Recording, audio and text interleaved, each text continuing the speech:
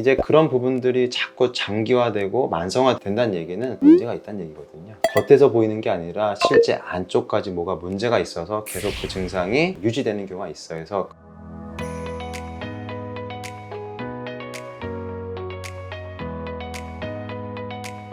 안녕하십니까, 청주 설화상외과 대표원장 오세현입니다. 오늘은 제가 실제 환자분들을 진료하고 그다음에 수술하면서 정말로 궁금해하시는 그런 내용들에 대해서 영상을 찍어 보도록 하겠습니다. 원장님, 이번 시간에는 항문 주변에 생길 수 있는 염증에 대해서 여쭤보고자 합니다. 항문 주변에 염증이 생겼다면 이게 자연적으로 나을 수도 있나요? 그렇죠. 염증은 항문 주변에 좀 간단하게 좀 작게 생기는 부분들은 우리 몸이라는 게 면역 체계가 있기 때문에 간단하거나 심하지 않은 부분들은 하루 이틀 지나면 또 알아 좋아지는 경우도 있거든요. 근데 그게 아니라 정말로 염증이 좀 심하게 진행되는 경우에는 통증도 심해지고 붓기도 하기 때문에 그때는 정말로 의료진의 치료가 좀 필요할 수 있거든요. 그때는 뭐 약물로 하는 경우도 있고 심한 경우에는 수술적인 치료까지 가야 되는 경우도 생기실 수 있습니다. 염증이 그럼 생기고 나서 병원을 가야 될 정도로 이게 심하구나 라는 걸 알 수 있는 증상들이 좀 있을까요? 우선 증상이 있고 불편하다 생각하시면은 제일 좋은 거는 너무 묵혀두지 마시고 빨리 병원 오시는 게 좋습니다. 그래야지 정말로 간단하게 치료가 되는 부분들인지 아니면 정말 수술적인 치료가 필요한 상황인지를 좀 체크해 볼 수 있는데 1차적으로는 너무 고민 마시고 항문 쪽에 뭐 통증이나 붓거나 뭐 열이 나거나 피가 나거나 이런 증상이 있으시면은 항문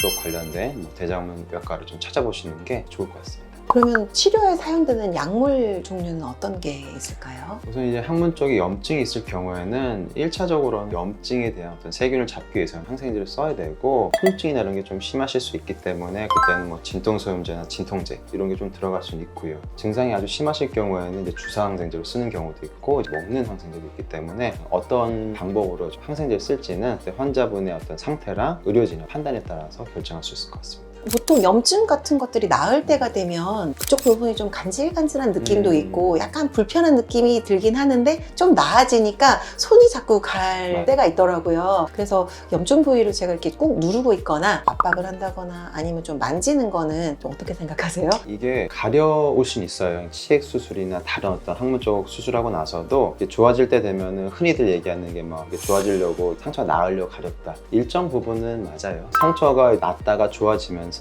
몸에서 히스타민 같은 게 분비되거든요. 그런 부분들 때문에 상처가 좋아져서 이제 그런 가려움증이 생기는 경우도 있고 그거랑 별개로 가려움증, 소양증이 생기는 경우도 있거든요. 그때는 그 맞게끔 치료를 해야 되는데 이제 저희가 항히스타민제 같은 그런 어떤 먹는 약으로서 좀 가려움증을 줄일 수가 있고 또 필요하면은 저희가 연고 같은 것도 있거든요. 그런 것들로 좀 가려움증을 잡는 그런 부분들로 치료할 수가 있습니다. 근데 요새는 항생제도 가끔 치료를 받아도 나아지는 게 없다고 생각이 들 때가 생기더라고요. 염증이 좀 만성화가 되거나 너무 오래되거나 이렇게 하시면 따로 치료법이 있으실까요? 그러니까 이게 염증이 결국은 농양처럼 이렇게 수술적인 조치까지 가야 되는 그런 질환인지 아니면은 단순하게 이제 어떤 상처가 나거나 붓거나 이런 정도인지 좀 구분해야 되는데 간단한 상처 같은 경우는 대부분은 그런 어떤 저희가 보존적 치료 필요하면 염증이 심할 경우에는 그런 항생제 뭐 가려움증의 어떤 그런 증상이 있을 경우에는 뭐 관련된 항히스타민제, 연고, 좌욕 이렇게 좀 보존적으로 볼 수가 있는데 이제 그런 부분들이 자꾸 장기화되고 만성화된다는 얘기는 문제가 있다는 얘기거든요.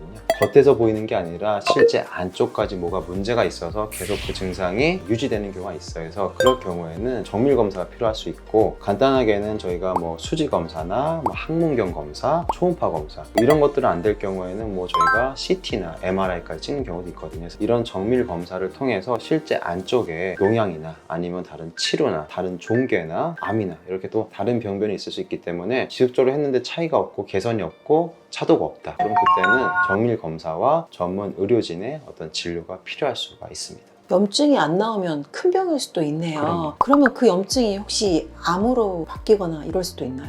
일반적으로 우리가 생각할 때 이제 단순 이런 상처가 나거나 찰과상 같은 부분들은 대수롭지 않게 연고나 필요하면 봉합이나 수술 그런 부분들을 해결될 수가 있지만 이런 상처가 몇 개월, 몇 달 계속 반복이 되면은 이 상처는 이제 세포가 바뀝니다. 그러니까 우리가 물론 이제 이런 부분들이 피부암 생기고 뭐 그런 게 바로 생기는 게 아니라 염증 조절이 안 되면은 정상 피부가 좋지 않은 세포들로 바뀔 수 있기 때문에 말 그대로 더 진행되게 되면 뭐 암까지도 갈 수 있는 상황이기 때문에 결국은 그런 부분들이 관리가 안 되면은 세포가 바뀌고 좋지 않은 결과를 좀 만들 수도 있다라고 보시면 될 것 같습니다. 보통 염증 생기면 낫겠지 하고 두는데 좀 이상하면 바로 병원 와야 될 것 맞아요. 같네요.